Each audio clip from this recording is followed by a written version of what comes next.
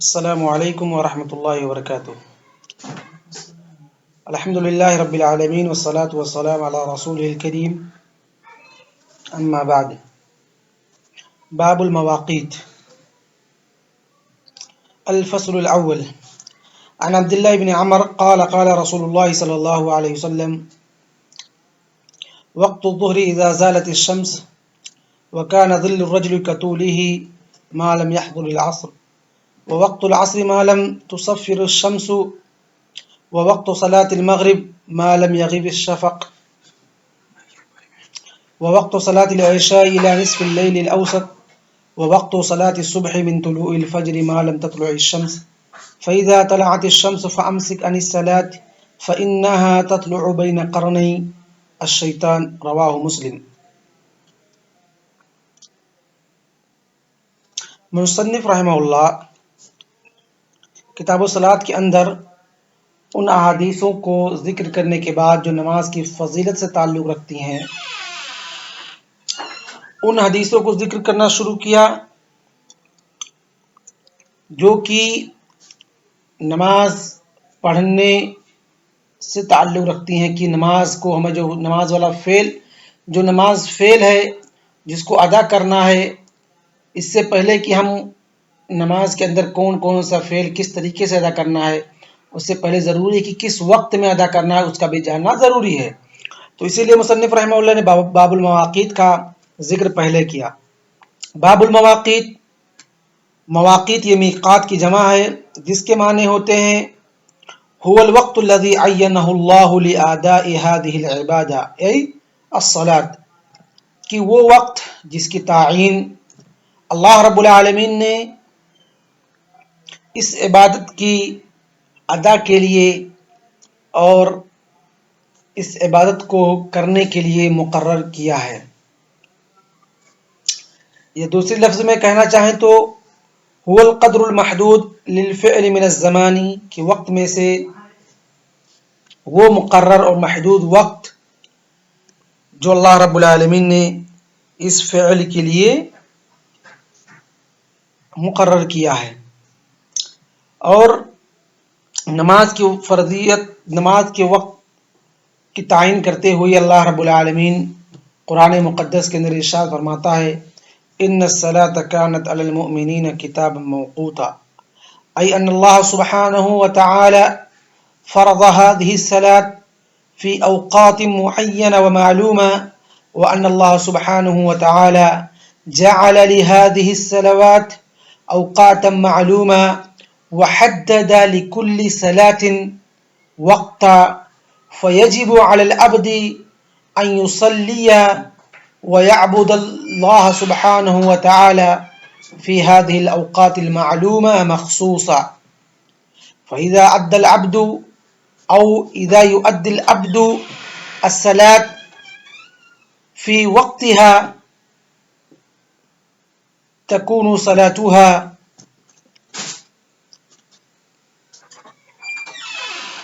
عند اللہ سبحانہ وتعالی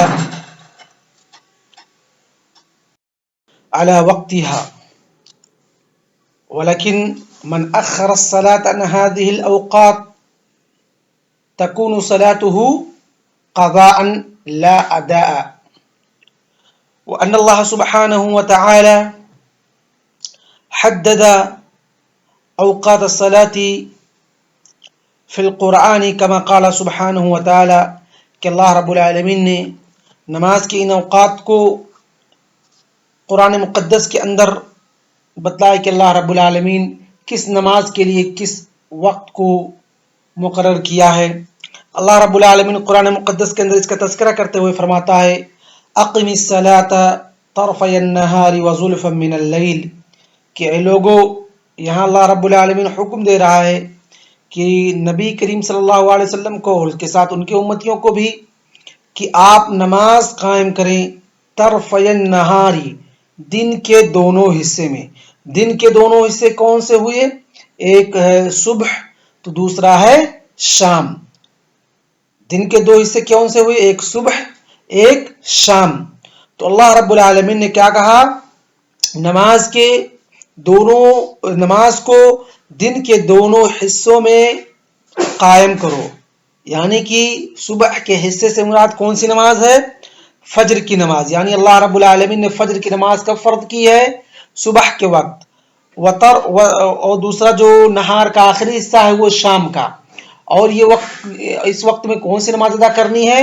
ظہر اور عصر کی، ظہر اور عصر کی، جیسا کہ قرآن مقدس کی دوسری آیت سے ابھی آگے واضح ہوگا۔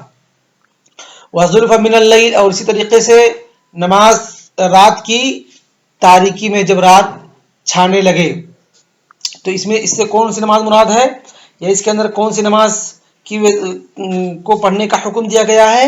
مغرب اور عشاء کی، کیونکہ یہ رات کے اندر پڑھی جاتی ہیں۔ اور اسی طریقے سے اللہ رب العالمین نے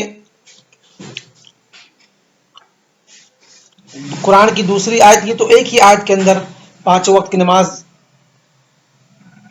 کو بتلایا گیا ہے کہ ان کے لیے کون کون سے وقت ہیں، لیکن جب قرآن مقدس کی ہم دوسری آیتوں کی تلاوت کرتے ہیں، اس کو پڑھتے ہیں، تو الگ الگ جگہ پر اللہ رب العالمین نے ہر نماز کے جو وقت مقرر کیا اس کا ذکر کیا ہے۔ اللہ رب العالمین فرماتا ہے اقم الصلاۃ لدلوک الشمس، اے لوگو نماز قائم کرو لدلوک الشمس، کب؟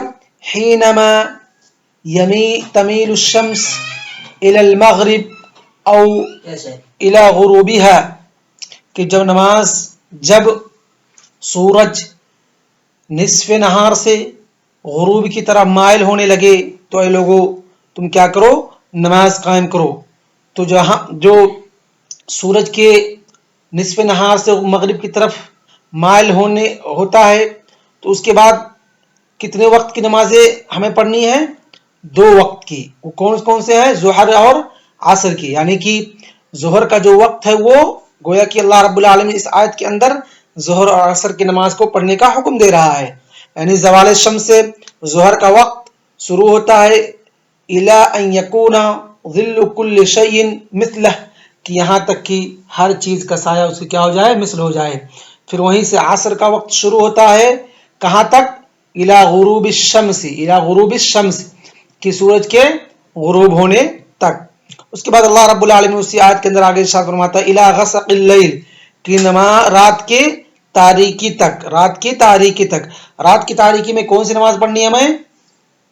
مغرب اور عشاء ہو گئی، مغرب اور عشاء ہو گئی۔ اور اسی طریقے سے اللہ رب العالمین دوسری آیت کے اندر ارشاد فرماتا ہے وحین تصبحون، اور جو تم صبح کرو، تو اس سے کون سی نماز مراد ہوئی؟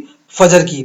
گویا کہ اس آیت کے اندر بھی اللہ رب العالمین نے 5 وقت کی نماز، یعنی اقم الصلاۃ لدلوک الشمس الی غسق اللیل، اور اسی طریقے سے دوسری آیت وحین تصبحون، کہ جب صبح کرو تو 5 وقت کی نماز کا وقت ہمیں پتہ چلتا ہے۔ تو